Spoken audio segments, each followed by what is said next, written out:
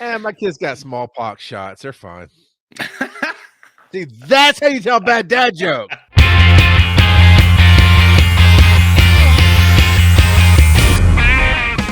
you tell me a story? This is you, right? Yeah. This is you. Yeah, it is.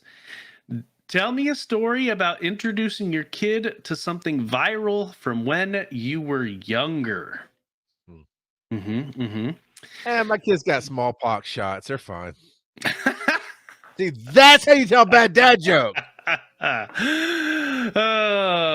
So this past week, my wife and I decided to introduce our boys to Charlie the Unicorn.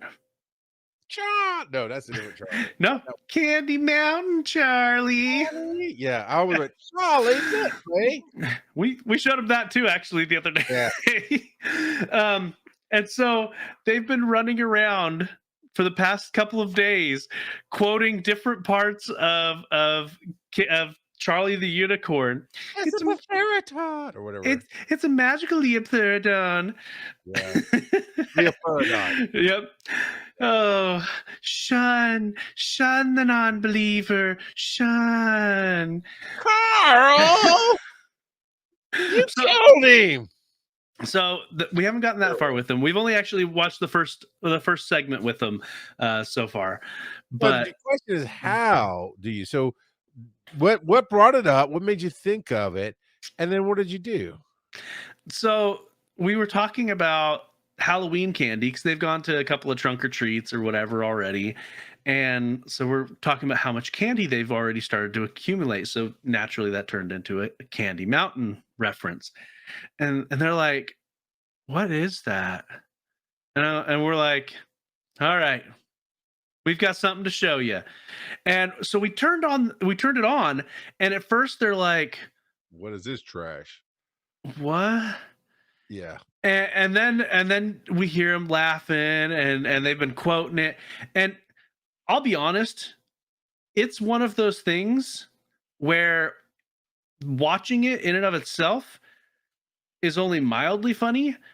Quoting it is way better. And there's a few things that are like that. Like I put Napoleon Dynamite in that category. Yeah. Napoleon Dynamite is way more fun to quote than it is to watch. Hot Rod. I don't know if you remember Hot Rod. No, I did. It didn't hit me like it hit you. Like I kind of got to it, but I was doing other things. It was, I think you were in that target audience at the time. And so that's kind of how it's been with my boys. They kind of chuckled a little bit while we were watching it, but they've had a lot of fun quoting it along the last few days. And so yeah, it's been a fun time, a fun ride, and it's enjoyable seeing your kids enjoy something from that's nostalgic for you. You know, we indoctrinated our kids rarely. That's exactly what it was. You know, put on the stuff we wanted them to listen to, put on the stuff we wanted them to hear or see. Rather, I already said listen to. So I made sure back in the days where you could rip DVDs and not rip them because I already have the DVD, but basically burn them.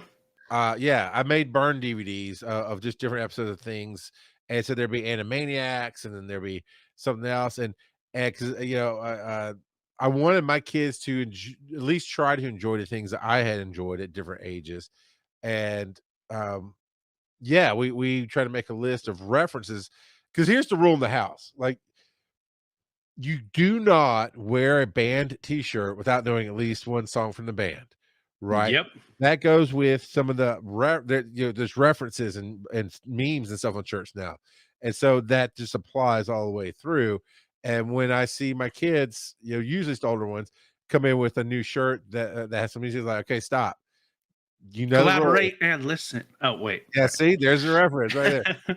Go ninja, go ninja, go. Anyway, but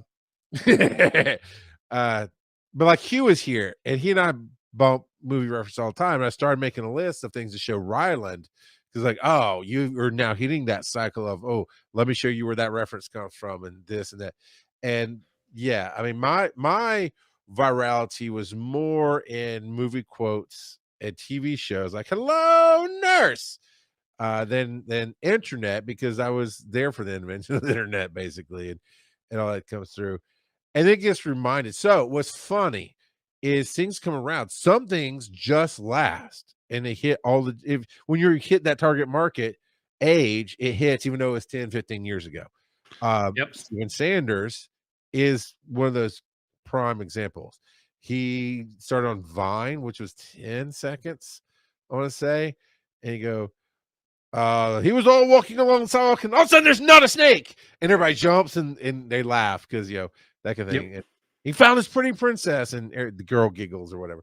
And he made a name for himself doing all that. And as the story goes, at this Dragon Con, Zoe, who is 12, was no, she's 11. 12. No, she's 12. She's 12 because Ryan's about to be 14. So yeah, she's 12. And she was wanting to hunt him down and find him. Like, how do you know who he is? Because it wasn't it didn't hit hard enough for me to make sure I pass that on to my kids because it was at a different age. But my kids were, Crosby and Oakland kind of came in on the tail end of that. They got old enough, and they did kind of like as it moved into YouTube and other things. Uh, but Riley and Zoe, like, how did you even I don't know, she just somehow came across his stuff, became a fan, tracked him down, and met him at Dragon Con as he was just an attendee this year. So sometimes I didn't even realize he was there this year. yeah, I'd seen some things, like bubblings on the internet or in my Hmm. socials or whatever that possibly he was there. But yeah, he and then I got to talk to him. So, we had a cool little meeting, and he'll probably be coming to DragonCon next year. So, but yeah, the whole point of it is sometimes if you just raise your kids in the way you love to do things in life, they'll find things that fit that energy and that vibe, and yeah, I mean, I was like, that's what first I was like, how do you know Steven Sanders? That's what? Because not like there's a bunch of different ones you can name today. I just blanked on all of them, but it's not like he became a super mega star. But Yeah. apparently he did build up enough of a fandom that as he transitioned into doing some music apparently and doing other things and those 10-second skits, his audience went with him. And then grew other people, and that's really cool. Oh, so I don't know if your kids have done that. Could be church stuff, could be a Nintendo stuff, whatever, but have your kids brought something to you like, "Oh, hey, this cool thing." You're like, "That's been a thing since I was a kid," or, so have they surprised you with something like that? Yeah. My middle child, when he got obsessed with Beyblades, and he still kind of is, I was like, yeah, no, I Beyblades have been around for a long time, kid, decades. He's like, oh, okay. So did you have Beyblades? I'm like, no, I was poor. I made my own Beyblade out of Legos. We call them pogs. We just cut pogs up and try to stick them at each other. Apparently, Pogs are starting to make a comeback, is what I've heard. But Pogs are dumb. That's like Pet Rock making a comeback. Don't.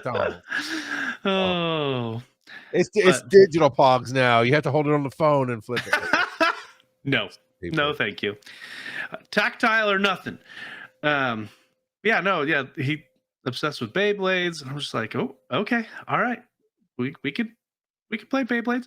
And we talked about this a couple weeks ago, his obsession with Beyblades, but he has gotten so many of his little friends to join his obsession. So now he's got this group of preteens at church that are all talking and playing Beyblades a bunch. I'm just like, all So right. is he He's basically starting his own church club? Well, Kinda. no, he's starting his own church cult. Cool. Okay. Okay. So you should name it the Beyblade Warriors. He's got the makings of a cult leader. I like. Bring him to Dragon Con, baby. Let's see. Let's see the purifying fire and see if he has the cult leader. That's like playing on easy mode. You can set up all kinds of cults at Dragon Con. A new cult pops up every year. Yeah, actually, I was just on Moana Nui podcast, with blurtography. They do a joint venture online, and met literally one of the founding OGs of Dragon Con. And I'll let y'all go watch it, whatever.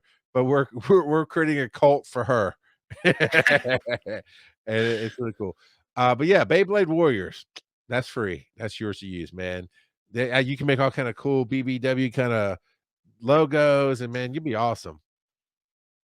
So Beyblade Battlers. sure, Triple that would B's. work too. Bob just asked me what a cult is, and also they offer to have a graffiti artist. Hey, the Warriors, man. Yeah. So a cult is like having a podcast that's popular. You know, one day you'll see what it looks like. We'll show you. We'll show you one day. We're working on it. This is how cults start. Is the easiest way to explain it.